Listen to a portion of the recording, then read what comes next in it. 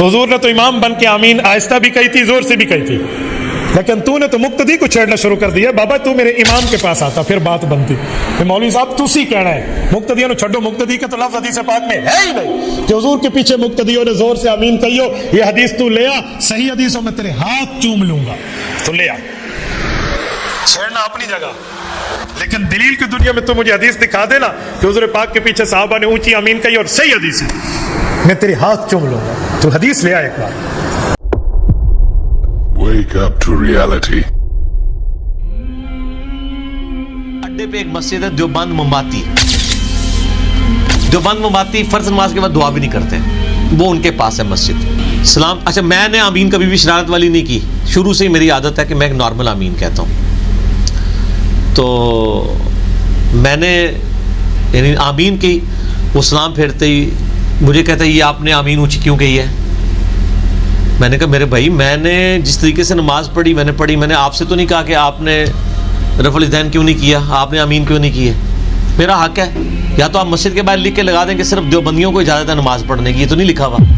تو میں تو اسی طریقے سے جس کو میں سنت کے مطابق بخاری مسلم کے سمجھتا ہوں میں نے اس کے مطابق پڑھی ہے.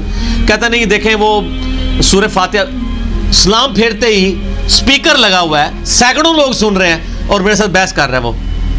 ٹھیک ہے نا جی. کہتے دیکھیں نا جی وہ سورہ فاتحہ دعا ہوتی ہے نا جی، تو دعا ہوگی نا کافی، آپ کو ضروری اونچی آمین کہنا ہے، میں جو اونچی دعا کر رہا ہوں. میں نے کہا دعا کے بعد آمین کہنا بھی تو سنت ہے نا. ٹھیک ہے نا جی. تو میں نے تو بہت زیادہ اونچی نہیں کی ہے. اچھا میں نے کہا یہ بتائیں کہ سعودیہ میں تو سارا چندہ سعودیہ یا دیوبندیوں کو دیتا ہے یا اہل حدیثوں کو. میں پھر سیدھا ہو گیا نا، میں تو پہنچ نہیں، میرے کو مرغے دی کی لاتا ہے چنڈا. میں کہ آپ چندہ نہیں لیتے سعودیہ والوں سے؟ کیا جب آپ وہاں جاتے ہیں آپ نے امام کعبہ کو بتایا کہ آمین اونچی کہنی بند کرو؟ اچھا وہ چپ، وہ تو ایکسپیکٹ نہیں کر رہا تھا نا. میں نے کہا مجھے جواب دو. میں کھڑا ہو گیا نا ادھر، میری آواز ویسے ہی بہت اونچی ہے، پھر مجھے تھوڑا سا اس وقت ایک حمیت بھی آئی دین کے حوالے سے، اپنی ذات کے حوالے سے. میں نے کہا مجھے بتاؤ تم لوگ سعودی والوں سے چندہ کیوں لیتے ہو؟ ان کو کیوں نہیں کہتے ہو کہ امام کعبہ آمین اونچی کہتا ہے اس کی بند کروائیں، خلاف سنت کر رہا ہے. چندے لینے کے لیے آپ لوگ ادھر پہنچ جاتے ہیں، اور ادھر جب کوئی کہہ رہا ہے ان کو اگر پتا ہو کہ آپ لوگ آمین والوں کے ساتھ یہ سلوک کرتے ہیں ادھر، تو کبھی بھی آپ کو چندہ نہ دیں وہ. ٹھیک ہے. وہ پھر دو چار بندوں نے مجھے کہا جی بیٹھ جائیں کوئی مسئلہ نہیں ہے. میں نے کہا یار یہ دیکھو فرقہ واریت پھیلا رہا ہے، یہ فرقہ واریت ہے. میں یہ چیلنج کرتا ہوں آپ کسی اہل حدیث کی مسجد میں چلے جائیں، آپ کو کبھی نہیں وہ کہیں گے آپ نے بغیر رفع دین کے نماز کیوں پڑھی ہے. آپ شیعہ کی مسجد میں چلے جائیں، میں آپ کو حلفیہ کہتا ہوں، آپ آمین اونچی جا کے پہلی صف میں کہیں، آپ کو پکڑ دیں تو مجھے آگے پکڑ لیجئے گا. اور میرا اس پہ کلپ بھی چڑھا ہوا ہے.